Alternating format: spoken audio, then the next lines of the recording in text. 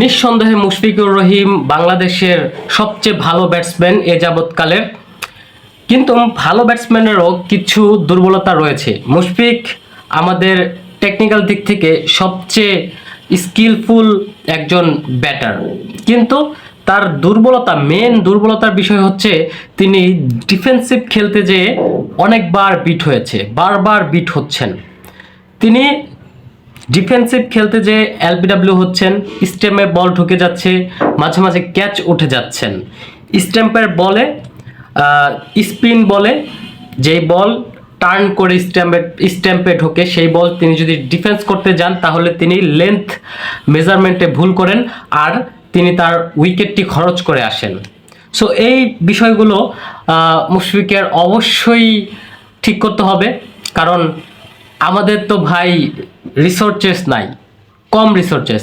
আমাদের যেই রিসোর্সেস রয়েছে সেই রিসোর্সেসগুলো দিয়েই আমরা সেগুলোকে ডেভেলপ করব, সেগুলোকে আরও স্কিলফুল করব, তারপরে আমরা মাঠে নামবো। যেমন ভারতে যদি কোনো একটা প্লেয়ারের সমস্যা হয় বা কোনো একটা প্লেয়ার দেখা যায় এই শটে দুর্বল বা ওনাকে দিয়ে হচ্ছে না, বাদ দিয়ে নতুন প্লেয়ার আনতে পারেন, কারণ তাদের প্লেয়ারের অ্যাভেলেবিলিটি রয়েছে। বাংলাদেশের পাইপলাইনেই হচ্ছে নষ্ট পাইপলাইন।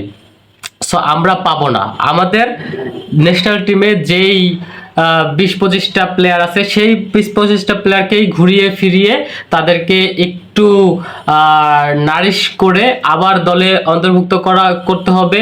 সো আমাদের একটা ভালো কোচ লাগবে, যে প্লেয়ারদেরকে ভালো পরামর্শ দিতে পারবে। হাতুড়ি সিং দিয়ে আর চলবে না ভাই, হাতুড়ি সিং এর দিন শেষ।